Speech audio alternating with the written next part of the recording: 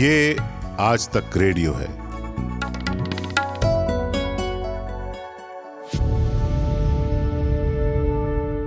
महिलाओं जिनकी उम्र 40+ होती है उनको इफेक्ट करता है। सेक्सुअली एक्टिव महिला में हो सकता है। 90% सर्वाइकल कैंसर का जो कारण है वो HPV वायरस है। तो सर्वाइकल कैंसर एक जानलेवा कैंसर भी है, तो इसे हमें कृपया हल्के में ना लें। मेनोपॉज के बाद भी ब्लीडिंग, बच्चेदानी के रास्ते होना, या फिर सेक्सुअल एक्टिविटी के बाद बच्चेदानी के रास्ते खून आना, या कोई ब्लडी डिस्चार्ज होना, या फिर पेट के निचले हिस्से में दर्द होना है, जो डिस्चार्ज होता है उसमें स्मेल बहुत होता है। तो ये जो दोनों वैक्सीन है ये HPV इन्फेक्शन को 90% तक कम करने में कारगर होती है। तो मतलब ये है कि एक वैक्सीन द्वारा ही आप कैंसर का प्रिवेंशन कर सकते हैं। नमस्कार, आज तक रेडियो पर आप सुनना शुरू कर चुके हैं हमारा weekly health podcast hello doctor, जहां बात होती है हमारे और आपकी सेहत की।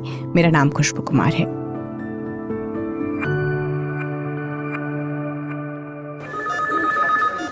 Hello doctor.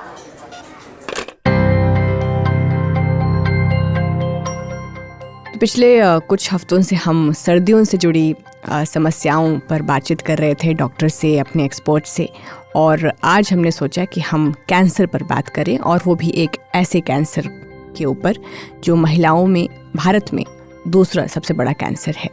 तो कैंसर का नाम सुनते ही आपके दिमाग में एक ही तस्वीर बनती होगी कि ये बहुत ही खतरनाक बीमारी है, क्योंकि एक बार जब ये हो जाती है तो जान लिए बिना नहीं छोड़ती।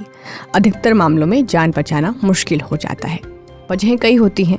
जेनेटिक्स यानी जो ख़ानदानी कारण है, तंबाकू खाना, बेहद प्रदूषित हवा में सांस लेना। अगर हम महिलाओं की बात करें तो भारत में महिलाओं को होने वाले कैंसर में सबसे ज़्यादा मामले ब्रेस्ट कैंसर के होते हैं। उसके बाद दूसरा सबसे आम कैंसर है सर्वाइकल कैंसर, जिसकी हम बात आज करने वाले हैं। HPV सेंटर के ताज़ा एस्टिमेट के मुताबिक भारत में हर साल 1,23,000 से ज़्यादा औरतें इस कैंसर का शिकार होती हैं और 77,000 से ज़्यादा औरतों की मौत इससे होती है। पर कितनी दुखद की बात है कि इतनी आम बीमारी होने के बावजूद और आंकड़े इतने ज़्यादा होने के बावजूद इसे लेकर लोगों में जागरूकता नहीं है। ज़्यादातर औरतों को ये मालूम ही नहीं कि किन लक्षणों से सतर्क होकर डॉक्टर के पास जाना चाहिए, और जब तक इस कैंसर के बारे में पता चलता है तब तक इसकी आखिरी स्टेज आ चुकी होती है। आज इस पर हेलो डॉक्टर में इस पर बात करने की दो वजह हैं। एक तो वजह ये सब हैं जिसमें आंकड़े ज़्यादा है, बढ़ रहे हैं, महिलाओं के लिए ये बहुत डेंजरस रहा है, और दूसरा ये है कि अभी हाल ही फिलहाल में खबर आई थी कि भारत सरकार सर्वाइकल कैंसर को लेकर मॉनिटरिंग कर रही है, और कुछ समय पहले जो national technical advisory group on immunisation है यानी NTAGI है, उन्होंने सिफारिश की थी कि 9 से 14 साल की लड़कियों में HPV वैक्सीन लगाई जाए, इसे यूनिवर्सल इम्यूनाइजेशन प्रोग्राम में शामिल किया जाए। पर सरकार की तरफ से इस पर अभी फिलहाल डिसीजन पेंडिंग है। तो वैक्सीन लगवाना क्यों ज़रूरी है, लक्षणों पर ध्यान नहीं देने से इस कैंसर का डायग्नोसिस कितना मुश्किल हो जाता है, और इस पर बातचीत करने के लिए आज हमारे साथ डॉक्टर संजीव कुमार जुड़ गए हैं। डॉक्टर साहब मणिपाल हॉस्पिटल में ऑन्कोलॉजिस्ट हैं। बहुत बहुत स्वागत है डॉक्टर संजीव आपका आज तक रेडियो पर। नमस्कार। आज तक के सभी व्यूअर्स को, लिसनर को मेरा नमस्कार है। ये जनवरी का महीना जो है सर्वाइकल कैंसर अवेयरनेस मंथ है। इंडिया जैसे कंट्री में, जो कि एक डेवलपिंग कंट्री है और बहुत ही जल्द डेवलप कंट्री हो जाएगी, अवेयरनेस और प्रिवेंशन का बहुत ज्यादा रोल होता है। तो डॉक्टर संजीव, जैसे कि आपने बताया कि ये जो कैंसर है, सबसे पहले तो उसको समझने की ही ज़रूरत है। भारतीय महिलाओं में होने वाला ये दूसरा सबसे बड़ा कैंसर है, लेकिन जागरूकता की इतनी कमी है देश में कि जब तक पता चलता है तब तक ये आखिरी स्टेज जो है इस कैंसर की आ चुकी होती है।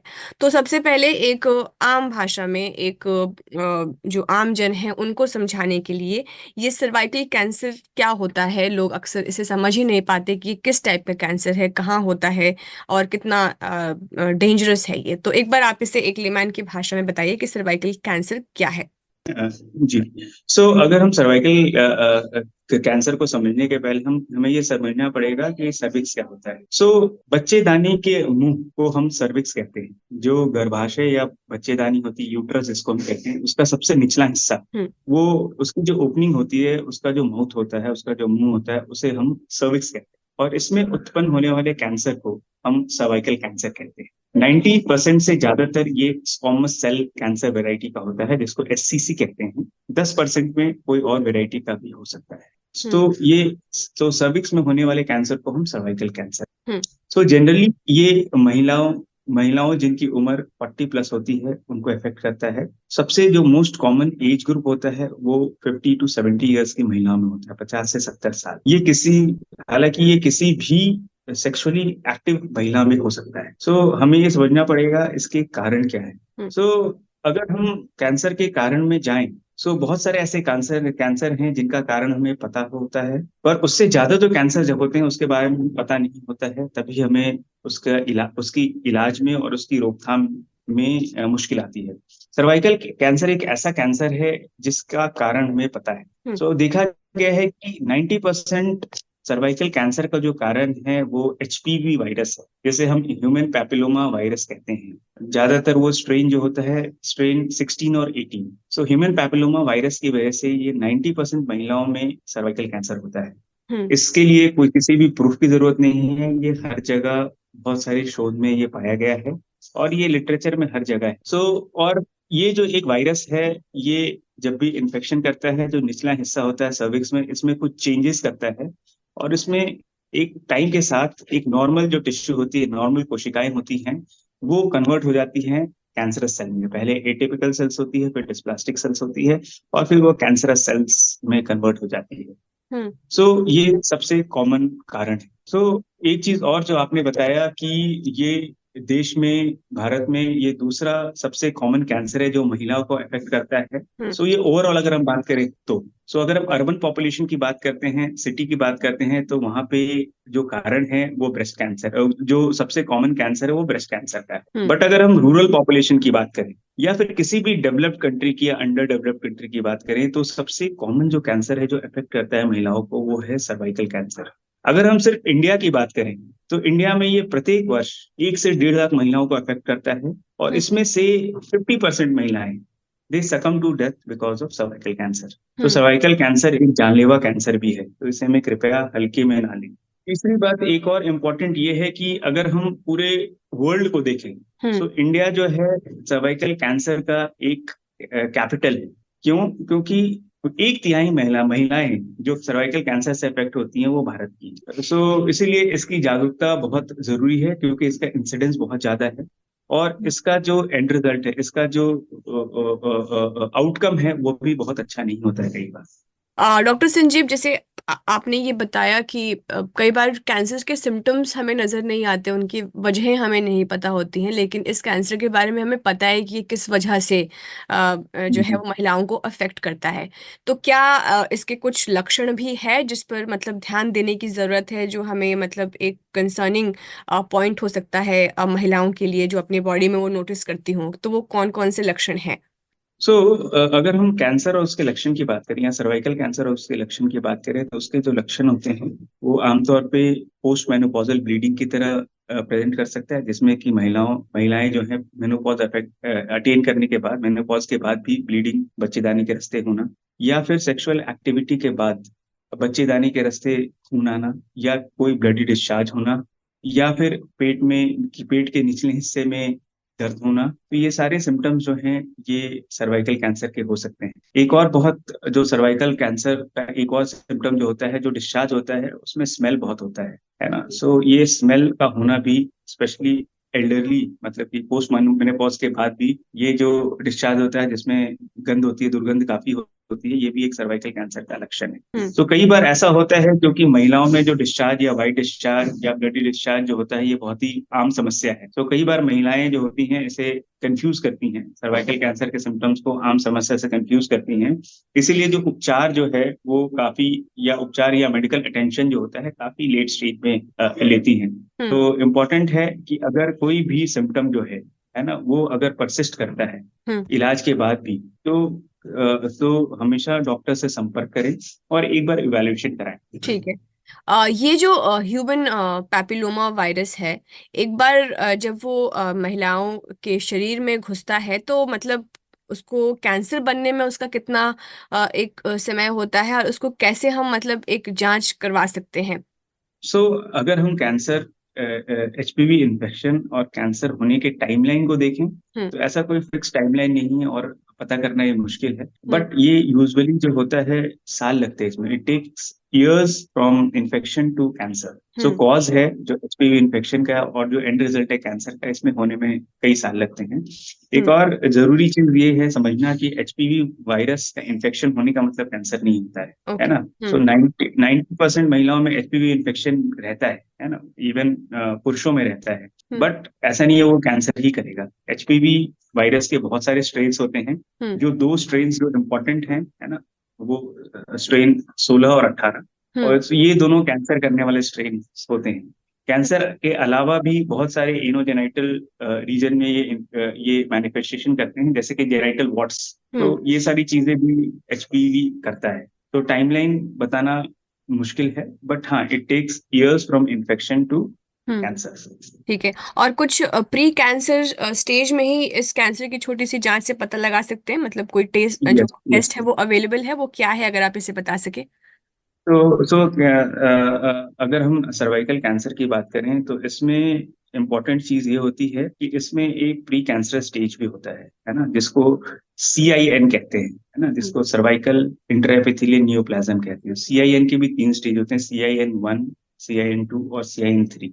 तो ये प्री कैंसर स्टेज होता है। तो इस स्टेज में भी हम कैंसर का पता चला सकते हैं। सिंपल सा टेस्ट होता है जिसको स्क्रीनिंग टेस्ट होता है, जिसको हम पैप्समियर कहते हैं। पैप्समियर क्या होता है कि बच्चेदानी का मुंह का रास्ता जो होता है, सर्विक्स जो होता है, वहां से एक सैंपलिंग कर लेते हैं। एक सिंपल सा स्पैचुला या कॉटन से वहां की सैंपलिंग कर लेते हैं। फिर उसकी एक स्लाइड बना के उसको माइक्रोस्कोप के अंदर स्टडी करते हैं, और उससे पता चल सकता है कि कोई भी सेल्स की एब्नॉर्मेलिटी है कि नहीं। सेल्स की एब्नॉर्मेलिटी का मतलब है जो हम मेडिकल भाषा में एटीपिया या डिस्प्लेजिया कहते हैं, ऐसी है कि नहीं, और कोई चेंजेस है कि नहीं। अगर है तो उसको ट्रीट करते हैं, और इससे अर्ली स्टेज में पता चल जाता है। अर्ली स्टेज क्या है, ये प्री कैंसर स्टेज में पता चल जाता है, मतलब स्टेज 0 कह सकते हैं इसे। और अगर इसमें एड्रेस किया जाए तो इसका पूरी तरह से क्योर संभव है, और ज्यादातर महिलाओं में क्योर हो जाता है, और उनका सर्वाइवल और आउटकम बहुत अच्छा होता है। इलाज में खर्चा भी कम से कम होता है। और जैसे डॉक्टर संजीव, अभी जो हेल्थ मिनिस्ट्री है भारत सरकार की, उन्हें ये कहा गया है कि HPV वैक्सीन जो है वो 9 से 14 साल की लड़कियों को लगाई जाए। और लेकिन हालांकि अभी फिलहाल इस कैंपेन चलाने का अभी फैसला सरकार की तरफ से नहीं लिया गया है। पहले उन्होंने कहा था कि इस साल जून जुलाई से शायद शुरू हो जाएगा।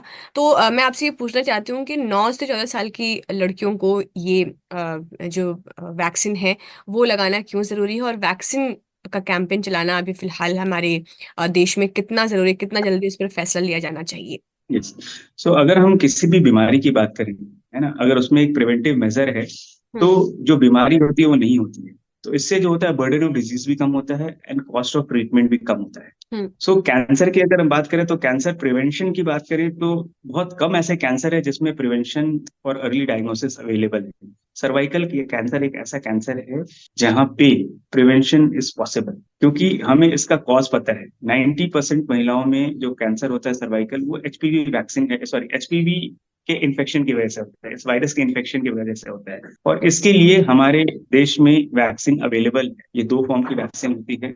एक जो 4 स्ट्रेन HPV को वो एड्रेस करती है, एक 2 स्ट्रेन को एड्रेस करती है। सो बाइवेलेंट या क्वाड्रिवेलेंट वैक्सीन। सो ये जो दोनों वैक्सीन है, ये HPV इन्फेक्शन को 90% तक कम करने में कारगर होती है। सो मतलब ये है कि एक वैक्सीन द्वारा ही आप कैंसर का प्रिवेंशन कर सकते हैं। बट इम्पोर्टेंट ये है कि ये वैक्सीन देने की टाइमिंग जरूरी है। सो ये जब तक जो है सेक्सुअल एक्टिविटी के स्टार्टिंग होने के पहले इसे देना है, ताकि इन्फेक्शन ना हो। क्योंकि जो इसका जो ट्रांसमिशन है वो ज्यादातर केसों में देखा गया है कि it's a sexually transmitted virus. So important ये है। सो सर्वाइकल कैंसर एक प्रिवेंटेबल कैंसर है एक वैक्सीन के द्वारा।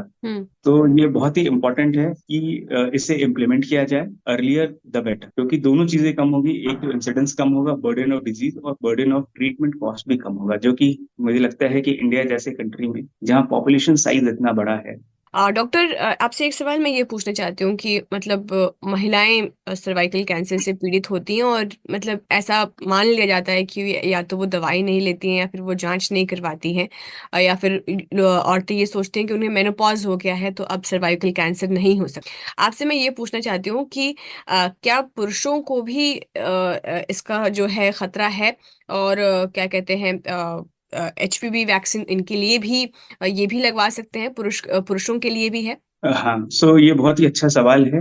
हुँ, सो एचपीवी जो इन्फेक्शन है, ये दोनों पुरुषों में और महिलाओं में होता है, और दोनों की वजह से कैंसर भी दोनों में, पुरुषों और महिलाओं में होता है। हुँ, पुरुषों में अगर देखा गया है कि जो महिलाओं में जो सर्वाइकल कैंसर होता है, सर्विक्स एक हिडन ऑर्गन है अंदर की तरफ। सो उसका जो, अगर उसमें कोई भी एबनॉर्मेलिटी आती है ना, कोई भी उसमें डिस्चार्ज या सिम्टम्स आते हैं, तो जनरली लेट डायग्नोस होते हैं, क्योंकि एक तो हिडन ऑर्गन है, दूसरा हमारी देश की महिलाओं में बर्दाश्त करने की क्षमता भी बहुत ज्यादा है, इसलिए वो कंप्लेन नहीं करती हैं और मेडिकल ट्रीटमेंट के लिए भी लेट आती हैं, क्योंकि उसका जो सिम्टम है वो बाकी भी बीमारियों से मैच करता है ना, जैसे कि वाइट डिस्चार्ज, जैसे मैंने बताया, बहुत ही कॉमन प्रॉब्लम है, लिकोरिया, है ना। हुँ, सो पुरुषों में क्या है कि वो जो जिस अंग में इन्फेक्शन होता है या वॉट्स होते हैं या अल्सर होता है, वो दिखता है, तो इसीलिए पुरुष मेडिकल अटेंशन के लिए पहले आते हैं। इम्पोर्टेंट ये है कि इन्फेक्शन दोनों पुरुषों और महिलाओं को हो सकता है, और ट्रांसमिशन भी पुरुष से महिला को और महिला से पुरुष को भी हो सकता है, दोनों ही चीजें हैं। सो हुँ, महिलाओं में तो करनी ही चाहिए, और बच्चों में स्पेशली सेक्सुअल एक्टिविटी स्टार्ट होने के पहले हुँ। दोनों में करनी चाहिए, बालक और बालिका को दोनों को इम्यून करना चाहिए। ठीक है। और एक एक एक सवाल मुझे वो वैक्सीन वाले में ही आपसे पूछना था। जैसे मान लीजिए कि 9 से 14 साल के लिए तो ये वैक्सीन लगवाने के लिए मतलब कहा गया है। तो लेकिन अगर मान लीजिए कि कोई एचपीवी वैक्सीन लगाने महिला आती है, लेकिन वो 15 साल के बाद आती है, तो क्या इस वैक्सीन के डोज़ बढ़ जाते हैं या फिर सेम ही डोज़ रहता है जो 9 से 14 साल की उम्र के तो जो एज एज एज एक नंबर है, हुँ, इंपॉर्टेंट ये है कि सेक्सुअल एक्टिविटी स्टार्ट हुई है कि नहीं हुई है। अगर हाँ, सेक्सुअल एक्टिविटी स्टार्ट नहीं हुई है तो डोसेज और रेजिमेंट सेम रहता है। हाँ। सेक्सुअल एक्टिविटी स्टार्ट होने के बाद इसका फायदा कम से कम हो जाता है। हुँ। एक एचपीवी वैक्सीन की एफिकेसी बहुत अच्छी है, मोर देन 90%। सो इसीलिए इसका जो रोकथाम है वो भी बहुत अच्छा है। ठीक है। और एक बात ये भी बता दीजिए मुझे, जैसे कि आपने पेप स्मीयर और एचपीवी टेस्ट जो है आपने उसका ज़िक्र किया, तो हर महिला को कितने साल में, कितने मतलब क्या इंटरवल होना चाहिए कि उन्हें, जैसे हम आँखों का ही इलाज है तो हम हर 6 महीने में जाते हैं ना चेक करवाने के लिए कि यस मेरी यस आँखें यस। ठीक है कि नहीं। तो क्या महिला को ऐसा कुछ है कि मान लीजिए कि किसी महिला की सेक्सुअल एक्टिविटी शुरू हो गई है, तो उसे उस एक्टिविटी के कितने साल बाद, कितने महीने बाद ये जाँच शुरू करवा देना चाहिए? या फिर जो शादीशुदा हो या ना हो उससे कोई फ़र्क नहीं पड़ता, पर ये टेस्ट कब, कैसे, कितने इंटरवल पे करवा लेना चाहिए लोग? तो एक तो कि हर हर 2 से 3 साल में एक बार आप डॉक्टर से जरूर मिलें, है हुँ, ना, पैप्स में रेगुलरली कराएं। हुँ, और दूसरी चीज है कि अगर कोई सिम्टम्स हैं, कोई नए सिम्टम्स हैं, उसके लिए भी डॉक्टर से परामर्श करें। हुँ, तो दो चीज हैं। हुँ, अगर पैप्स में कोई एबनॉर्मेलिटी आती है तो और भी टेस्ट होते हैं, जैसे कि कॉल्पोस्कोपी। कॉल्पोस्कोपी से एबनॉर्मल एरियाज को टारगेट करके वहां से बायोप्सी या सैंपलिंग कर सकते हैं। हुँ। तो ये सारी चीजें हैं जो समझने की जरूरत है। अगर शुरुआती स्टेज में ये पता चल जाए सर्वाइकल कैंसर है, कितने चांसेस रहते हैं इसके ठीक होने के?